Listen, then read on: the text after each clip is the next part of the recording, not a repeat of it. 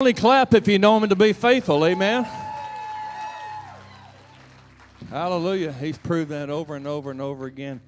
Hey, listen, I want to introduce our person tonight who's going to be sharing his testimony.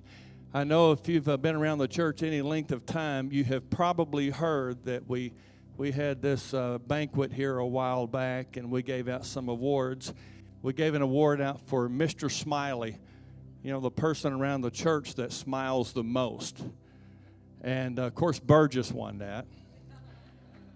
And ever since he won it, we can't get him to smile anymore. That's not true. That's not true at all. He's awesome. He smiles all the time. But this was a guy I'm going to introduce who's in the running for that, because I'm telling you, you bless my heart every Sunday. I don't know if I should say this or not, but I'm going to anyways.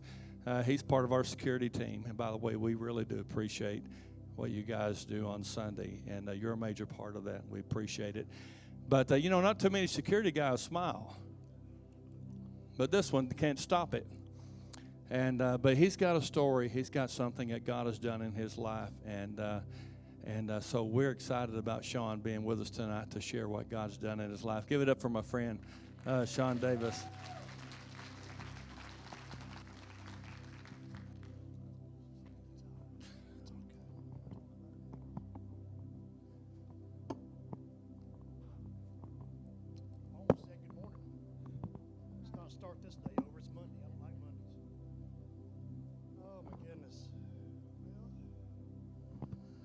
I'm Sean, and I'm an alcoholic. That's it? Only 2 or 3 of you? Oh, my goodness, man. I'm so happy to be here. So glad to be part of The Rock. The Rock has really been a very amazing instrument in my life as I continue to grow with my love for Christ, and got my wife to come to church now, of course, and talk about her in a little bit. But of course my son is 4, so he's active. He loves to rock kids. But let me just dig into a little bit about me. So I've already told you, of course, I'm an alcoholic, and when I say alcoholic, I'm like the Super Bowl of alcoholics. You know what I'm saying? There wasn't anything that I couldn't drink, couldn't digest, and get up the next morning and do it again. You know what I'm saying? So we've all been there. It does ring true, and I'm sure as many of y'all that have probably said this, who in here has drank themselves sober? And a lot of people are asking, how do you drink yourself sober? Well, it's possible. And then what happens if you drink yourself sober? You got to keep drinking, right? Until you just black out drunk, or until you wake up the next morning. And what do us alcoholics do the next morning when we wake up and we have a hangover? Got to drink some more. That was my life. And to give you the basis and the groundwork of where I came from, this might be a bit of a shock. I'm a Church of God minister's kid. I'm a preacher's kid. So it means I was raised not only what to do right, how to do right, where to do right, Sunday, Wednesdays, camp meetings, you name it, I was there. I played drums in church. I had a very musical family. My father was a minister of music, one of the first ordained Church of God ministers of music in the nation. So we were raised about what not to do. With me, well, I figured let's just test that water a little bit. So as I began to age and got older, graduated high school, and I was great in school and wanted to go to college, and decided that I wanted to do something different. My dad, being ex-military, ex-law enforcement, ex-fire, I decided I wanted to be a public servant like Dad. So I went to the fire academy, went to EMT school. I became a firefighter. And that began my public service work, and this is where it gets even more interesting. At the age of 21, I became a cop.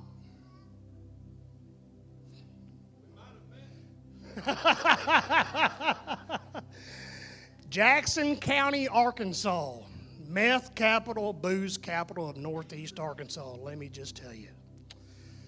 Well, there's one thing about Jackson County that I will say. You never have to worry about running out of drugs or running out of alcohol, because there's plenty of it. I'm very beneficial to say that I never touched drugs, but alcohol was my drug of choice, okay? Because it was one of those that even in Jackson County, there was nothing to do but drink, party, right up and down the strip, do the little circle bank, back and forth, go to the river, go to the lake, do whatever, but it always involved alcohol, no matter where you went. So the parties began, and it never really dawned on me that it was okay as a cop, because it's, as much as I hate to admit it, there's always that little stem of back pocket common courtesy that law enforcement has with each other, especially if you're in a county like Jackson where everybody knows everybody. You tend to just get kind of looked away from. You know what I'm saying? So all the cops, we partied together. It was normal. And so if we weren't out shooting stop signs or whatever, we were getting drunk. Well, I met my wife, and this is, I won't go into that because that's a long story, but I was patrolling one night, and I met my wife, stopped her on a traffic stop. Blue light special. Let me tell you, she is not on clearance, okay? Whew, she keeps that bank count way down there. But anyways, very, very grateful for my wife, and she was from Wiener. She was a Wienerite. So, you know, you've got a small town grub chick. She was from, you know, born and raised in Grubbs. And again, Jackson County, right there at it. Wasn't nothing to do but party, back road. So we did a lot of partying. We had a lot of great, great times with our friends, and just kept it on, never really stopped. Because there was one thing that we always wanted to do as friends. We always wanted to party, but what did party involve?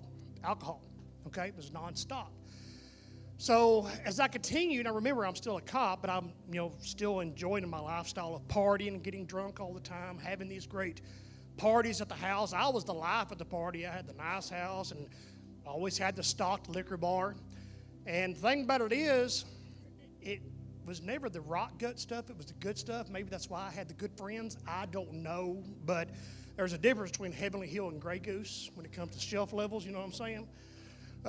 But, you know, with me, it was never one of those that didn't really matter. As long as it had something in it that would knock me out, I'd drink it. And that's what it was getting down to. And I went and decided that I wanted to further my career and started to learn about emergency management. Went to school training, landed a really good job working with emergency management, and left law enforcement to take on the role of working with some other avenues in my life to get better, getting better. But I was still an alcoholic. It never left me. It continued. It always stayed with me. And this is when my life began to what I thought should have been a change, but yet it wasn't. I think it was more of those little chip in the little wood there. It wasn't tipped over yet. I was starting to whittle at it. We were just left my house at Newport, and we were on the way home, and I always had alcohol with me. I can remember it was late. My wife said, "I don't want to drive home. I've been drinking." "I'll drive you home." Sure. You know, because, I mean, professional alcoholics, we can always drive between the navigational beacons, right? Because, you know, white to yellow, we just learn to focus. Well, I thought it was okay to drive home. I'm on my way home, going down a little two-lane road, headed towards Grub to take her home. And a deer ran out in front of me, and I was in my little small four-door car, and I overcorrected. They had just paved the road and it has a drop-off. And there was cars oncoming, swerved to miss them, went down an embankment. All I know is sometime in the middle of me hitting the ditch and going airborne, I went flying out the car. Out the car I went. My wife rode through this rollover accident. In my left pocket, opposite, because remember I was driving, didn't want my wife to see it, I had a glass bottle of whiskey in my shorts because I kept alcohol with me. Woke up to troopers standing over me, emergency room, No telling, I can't remember what I blew. I'm sure it was comatose level. But that was DWI number 1. Now remember, I'm still a cop. Everybody in Jackson County knows me. But it was a trooper, so he was going to make an example out of me. So I got popped, DWI number 1. Okay? And I say all that because even to this day, I can look at my wife's hand, and there is a small scar on her hand from where the glass busted and cut her hand. You would think that that would be enough for me to realize that I could have done worse, but I didn't. Only by the grace of God am I here to stand here today, because when I went back to the tow yard to see my vehicle, what was left of it, on the driver's side, I didn't have a seatbelt on, because I didn't hardly ever wear one for some reason, but there was the door had actually split in two and had bent in towards the driver's side of the car and was angled right to where my head would have been sitting. Had I not got ejected, I would have got impaled by that metal. Still here today. You think that should be enough to wake you up? No. I'm an alcoholic, man. You know, that was just a stepping stone. That was a little chip in the wood. So after that, we had this bright idea that we need to get away from Jackson County. Okay, sure. So we moved to Jonesboro. Dry county, right? Wettest dry county in Arkansas, right? I laugh at that. Every time I see somebody in the newspaper, some restaurants filing for a liquor license, I'm like, they're going to get it. Because, I mean, we're going to add it to the other 350 dry places. But anyways, so after we moved over here, I got actually really active in the community. But one thing about Craighead County, there's bars everywhere. So I began to just continue my flame. I would frequent the Brick House. Cregan's was my tavern of choice. 3:55 p.m. because they opened at 4. I was at the front door of Cregan's. I guarantee it, every day. And I don't know if I still hold this record or not, but I used to hold the record for the most Irish car bombs and the fastest at Cregan's. I don't know if that's something to be proud of or not. And for those of you that don't know what Irish car bomb is, you take a large glass and you put Irish liqueur and Irish cream, and then in the shot glass, Guinness with, see, it's been so long since I drank, maybe that's a good thing. Everybody know what an Irish car bomb is? You know, you put Guinness and you put Irish whiskey and Kahlua or whatever it is instead of shot glass. But anyways, you drop the shot glass in it and you guzzle it, and it ends up being a pretty good shot about like this of liquor and dark beer. I could drink 6 of those in about 30 seconds. Yeah, I'm proud of myself, you know. But either way, it was one of those things that it just was. Well, one night leaving Cregan's, I get pulled over by a Jonesboro cop. He knows me. Oh, man, let me call somebody for you. Oh, I got away with this one. I'm good to go. Got a slap on the hand because remember, like I said before, common courtesy, police officers kind of know everybody. And you know better than this, you shouldn't have done this, but guess what? Got off of it again. 2 weeks later, me and the friends are out back road, and I take them all home. I'm on my way home. I get pulled over again by a county deputy. Dude, are you drunk? Yeah. Man, call your wife to come get you. I get off again. What is this doing to me? Let's just keep on doing it, man.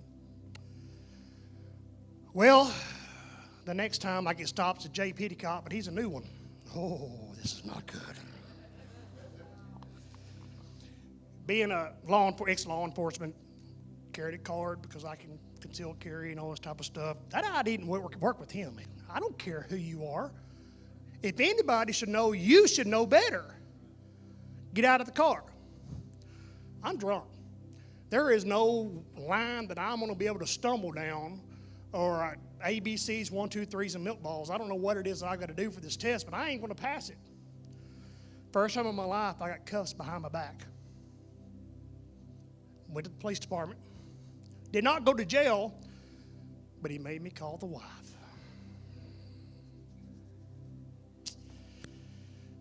At 2 o'clock in the morning. Wife comes and picks me up. She's not happy, but, it's okay. So I get a DUI in Jonesboro, Craighead County. And if anybody, this was years ago, I can't remember the judge's name, but I had already been warned that if you ever get a DWI in Jonesboro, you're going to go to jail. It's not a slap on the wrist. You're going to go to jail.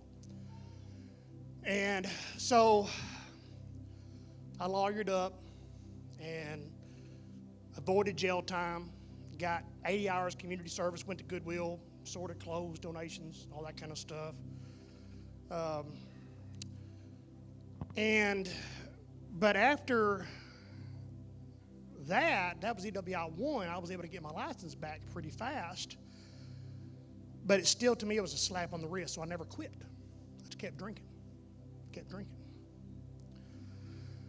Well, keep drinking so much, eventually you can't fuel the habit if you don't have money. So I began to turn to whatever I could find to pawn, whatever I could find to fuel that habit, whatever I could find to sell. It did not matter. I needed $12.55 for 4 half pints of vodka. Now I'm to the rock gut stuff. Ain't none more of that top shelf stuff, because I ain't working like I used to be. I done got popped. See what I'm saying? So my life is beginning to change, but I was getting worse, because now I had pretty much set the precedence that I couldn't stop drinking now. I'm a professional at this. I got to have this. So I wouldn't stop. Well, when money ran out, the worst thing that could possibly happen to a marriage is to have to move home with the in-laws because you're broke. Okay. So I'm still working, but now I don't have rent to pay. Don't have utilities to pay. Oh, it's getting fatter. But it didn't really teach me a lesson. I would have thought, if anything, moving home with the in-laws because I was broke and didn't have money because I was spending it all on alcohol, should have been a wake-up call to me that I needed to change, but instead, it just made it worse. So I pretty much realized, of course, and guess where the in-laws lived? Jackson County. So now you don't have to worry about alcohol because it's everywhere. I pretty much had it down to a science of what time I could leave the house to make it to the liquor store before midnight. Because what I would do, and this is how bad it got, I would wait until my wife would go to sleep. Everybody was asleep in the house. And I had realized that I could get out of the driveway, because my wife was a hard sleeper, and I would head to the liquor store to get my pints of vodka. Sometimes it'd be 4, sometimes it'd be 8, depending on how much it was.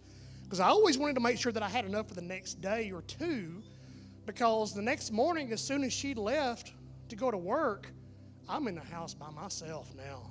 Oh, it's home. And I would black out drunk, pretty much realize that I could drink every bit of vodka that I had, until the point that I blacked out fastly, and then sleep it off. Because I was so good at it, I could literally wake up, and maybe I was just so stupid that I didn't realize that, when you drink that rock gut stuff, it tends to smell a lot worse on you. Because when it starts coming out your pores, you start to smell, but I didn't smell it, but my wife could.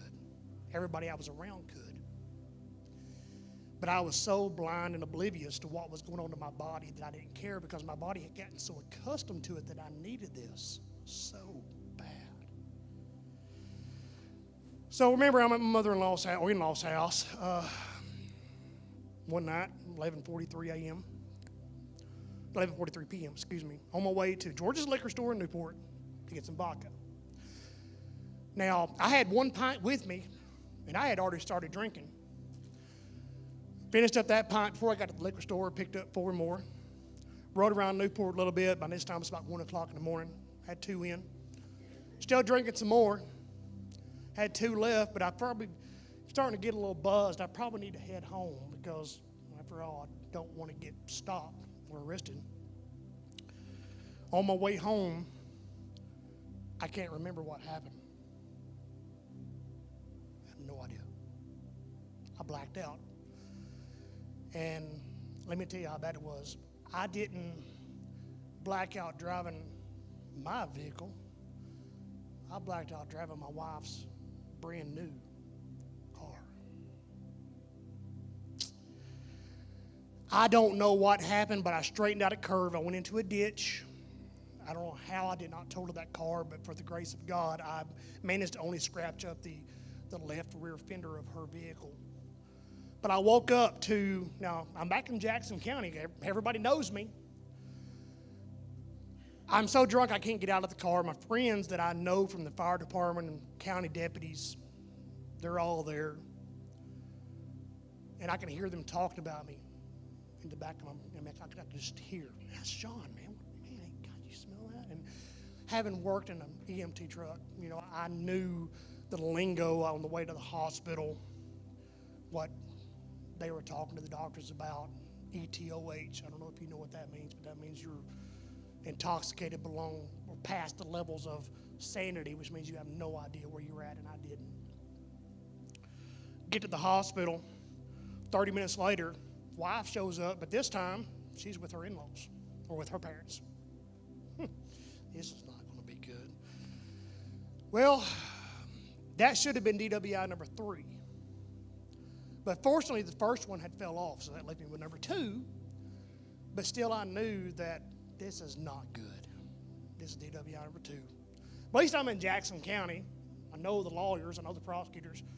I know everybody. I can hopefully get out of this. But I needed a lawyer up. So I did. He got it pled down to DWI 1. But I still got tongued with 2. And if anybody's ever had a bunch of DWIs, in Arkansas DMV laws, it doesn't matter. He could have got the DWI and all pros to where it didn't apply to me, and I still would have been hung with the number 2, which means I would have still had to do the time based on the suspension of the license and so forth.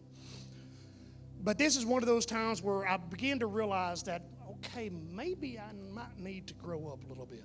By this time, I'm 41 years old, living with my in-laws, acting like a 18-year-old kid. And the ultimatums after ultimatums from my wife just didn't really sink in, just didn't really care. Well, I realized that I needed to change.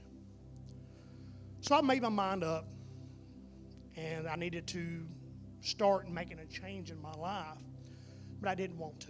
Man, I needed this so bad. I could not drive by a liquor store, and even to this day, having been sober for this long, I still cannot drive by a liquor store without thinking, it's right there. It's so close. What's one drink? That'd probably kill me now. It's been so long. But got a good job, went back to work. But I needed to drive. And anybody that's ever had the luxuries of riding in a vehicle with an Intoxilock device knows that in order to drive a vehicle with an Intoxilock device, you got to be sober. That thing will pick up and smell alcohol 2 miles away. Trust me, I've tried it. It will not let your car start if you've been drinking, especially the day before. I've tried it. It does not work. So I had no choice. I had to quit. If I wanted to have a job and try to get myself back on my feet, I was going to have this device for 3 years to get my license back. 3 years with this blowing device. And if those of you have never had an Intoxilock, let me tell you, they ain't cheap. Not only do you pay the monthly fee, you have to pay to have it installed, and then you have to pay to have it taken back out, but it's an ongoing process. And if you miss that monthly payment, guess what? They can turn it off. Now you ain't driving. So you ain't got no choice. So you're literally, they got you. They got you where you need to be. So for 3 years, I had to sober up because I could not take that chance. During that time, when my wife's consistent prayers, I know there was no doubt that she was praying for me. I know that she had that conviction on her because she never left me. Why? I don't know. She could have. But I'm 44 by this time, 45, 44. I'd been sober for all of this time. And my wife and I had been trying to have kids.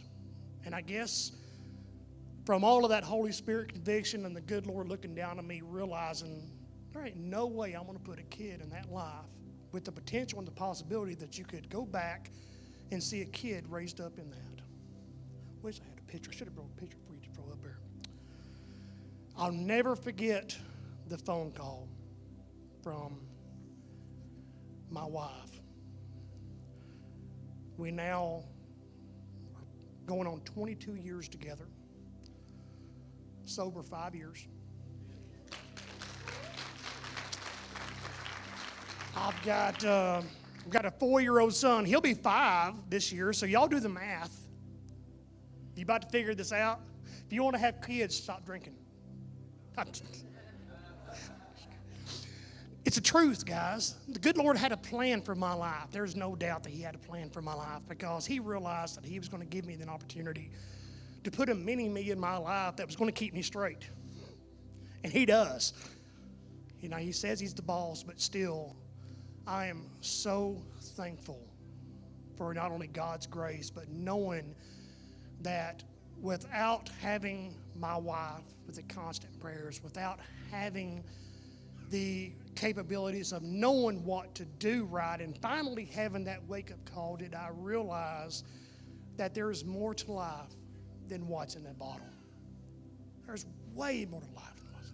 My life is happier. My wallet's in the truck. It's fatter.